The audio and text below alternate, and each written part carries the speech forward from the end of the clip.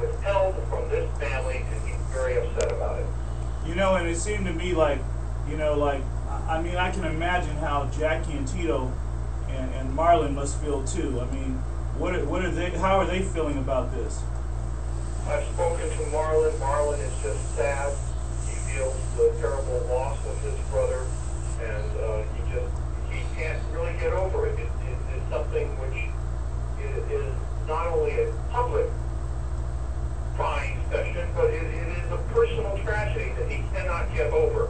I think that each member of the family is dealing with it the best they can. They recognize they're not the only people in the world who have experienced tragedy, but what they are is they're only people in the world who the information about their loved one's death has been deliberately withheld, and it hurts them deeply.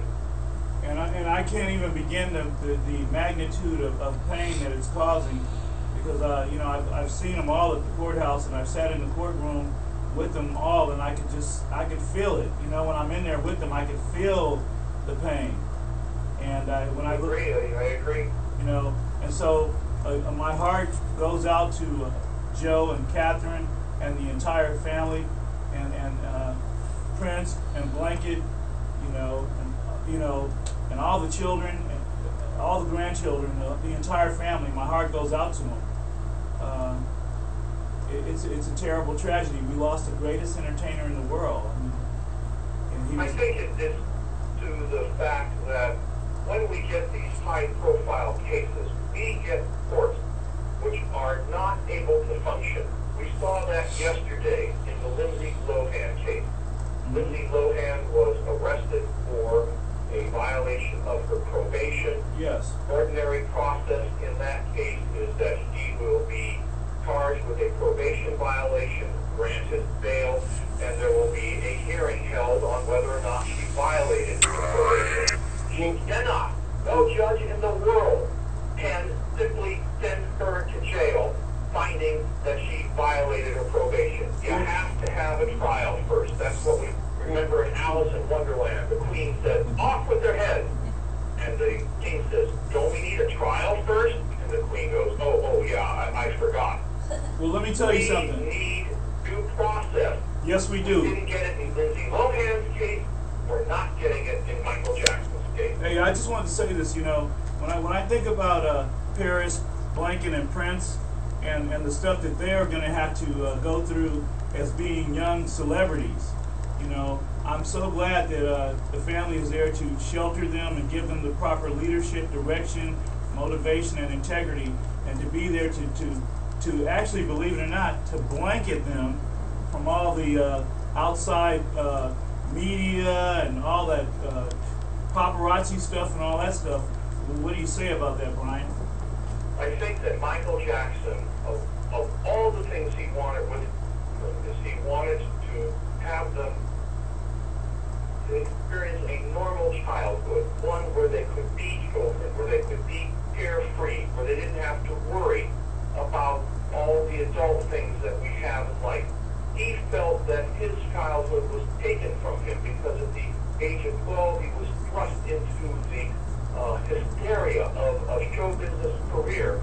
Not that he regretted the show business career, it's that he felt his childhood was lost.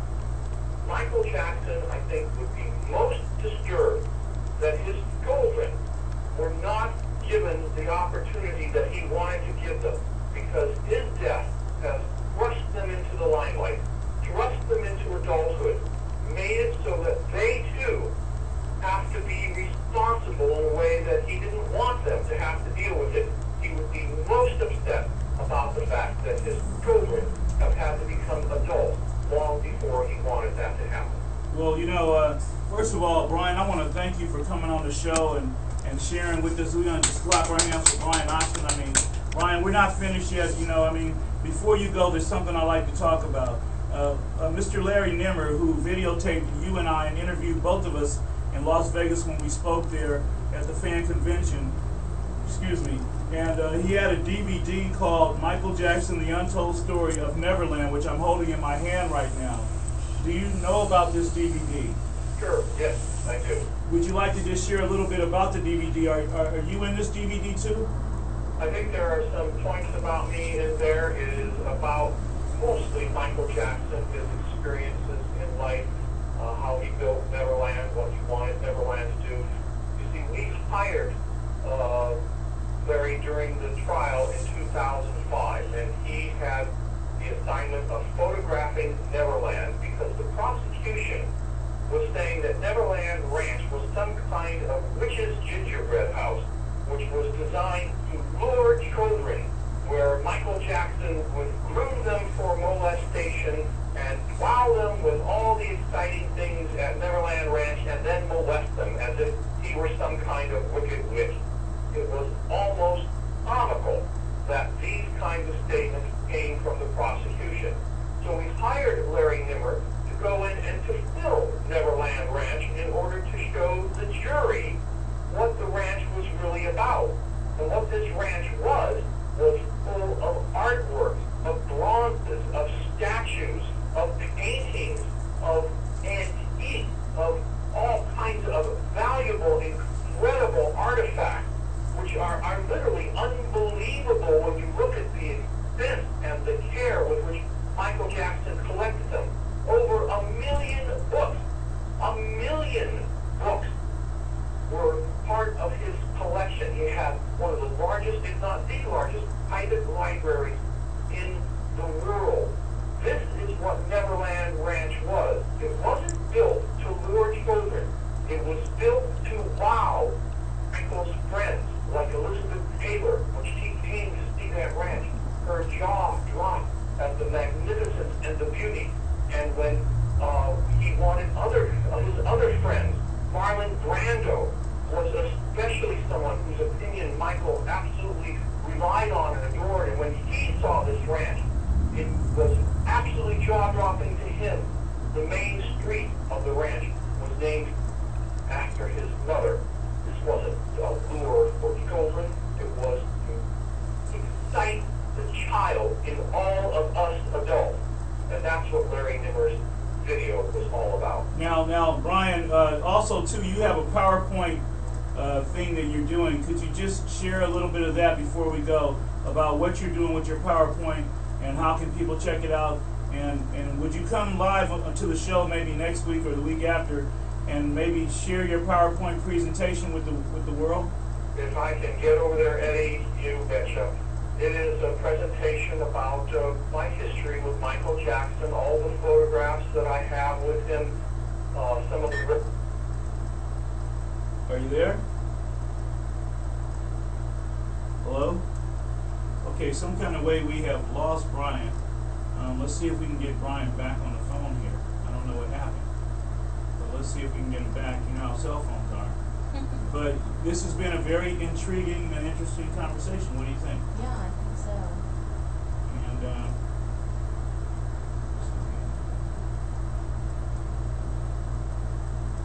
sometimes we have little electrical problems. Hello? Okay, we can't get them. Maybe there's some down wires or something. Well, anyway, that was Brian Oxman on our show live, who was discussing the lawsuit that's been filed by Katherine Jackson, the lawsuit that's been filed by Brian Oxman himself, a civil suit that's been filed, and also talking about the life of Michael Jackson and Conrad Murray and how he plays a role, and the other companies and entities behind this, and the conspiracy which still goes on. And of course, you heard him talk about LaToya, who says that her brother, she's very emotional. The whole family's emotionally. Randy, Tito, Marlon, Jackie, kids, mom and dad. I mean, someone was stolen from their life, and that's their family member. And the way that it was done, for money, oh God, for money, isn't that deep? So I know we talked about a lot of things today on our show. It's almost time to get out of here. I'm going to try to get Ryan back on the phone one more time and see what we can get here. But I'm getting the weirdest thing going on here. And the FBI and the FCC, which is Federal Communication, whoever, they can cut my phone off in a second. And you know what I mean? They can cut my phone off in a second. And I think that's exactly what happened, because it's just not working right now. You saw it yourself live on the show. I mean, you heard it live yourself. We're talking about the biggest entertainer in the world on the phone. And all of a sudden the phone just clicked, it just cuts off in the middle of Brian Oxman giving his closing remarks. I just think that that's it. I'm not going to say that some people do not want this to be heard. Long and prosperous. Yeah. They came down and got us. You know, but I'm just saying, some people don't want the story to be told. Some people don't want this show on the air. You know, but let's just face the reality. Everybody doesn't want the truth to get out. That there's other people involved in the murdering of Michael Jackson. It's not just, it is Conrad Murray. Like he said, he's 50% of the guy who did it. But then the people behind Conrad Murray, you know. And so I turned off my phone. So hopefully I'm going to turn it back on to see if we can catch a satellite going by. You know, because you know all these things are ran by satellites. And that means a person controls all the satellites. And you know now on Google, like if you go on Google Earth, you can actually like zoom in to the point where you can like see people. You can. Yes, which I think is creepy. It is creepy. Yeah, it's maybe like a minute or so delayed, but at the same time, it's like, you know, Big Brother is really out there. Really been out there for years. Yeah, it's, you know, watching people and watching what they do, and you can go to anybody's address. If you have their address, you can go to their house. You can go in their yard, be on the front of the street, the back of the street, and it's amazing. Yeah. Even if you don't want to leave your house, you can still, you know, check out their house. I can go online. I can check my house out when I'm out of town. Yep. I can check anybody's house out. Hey, Mr. Governor Schwarzenegger, I'm going to be watching your house too. All you elected officials, I'm watching your house. Okay. I want to make sure you guys are doing your job. That's just a joke. No, I'm taking it personally. But Jerry Brown, I hope he gets in there. I mean, there's only two people. There's just those two. Yeah. So, I mean, I just don't want business to be as usual. You know, I'm going to try this one more time to get Brian back on the phone. This is just so amazing that happened. I don't think it's going to. Yeah, it's not funny. It'll give me chills, man. It's just amazing. Josh, what'd you think about that? Yeah, it was crazy. That was just like, and it's not connecting. Okay, I never had that happen to my phone ever. Okay, it's never happened to me. I mean, I've dropped calls that I was able to go back to the call, but these two, not this one. I wouldn't put it past AEG and all those guys listening to the show. They're probably watching it too. Hey, cut him off right now. Get Brian off the phone. He's too informative. Yeah. You know, but it's okay. As I state to you every week, we have our show here, the Los Angeles Civil Rights Association Speaks Out.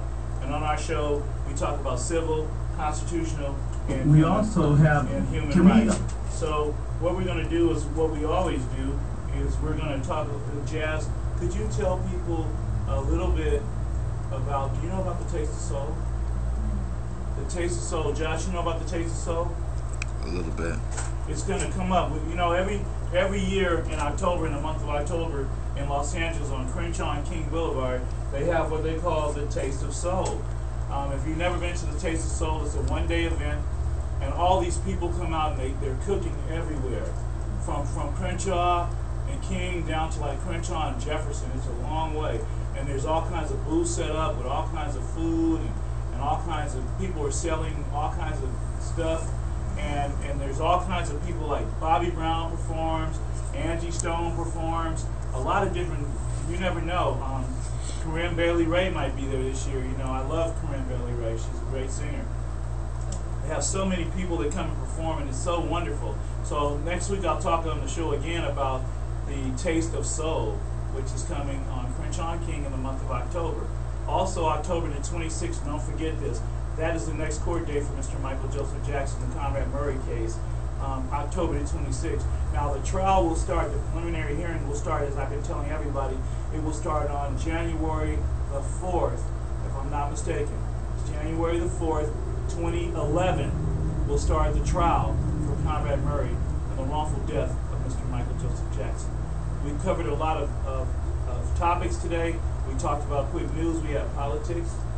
We talked about, you know, November is the elections in November. Yeah. So November is right around the corner, and it's right before Thanksgiving. So hopefully we'll be thankful for thanking God for giving us the right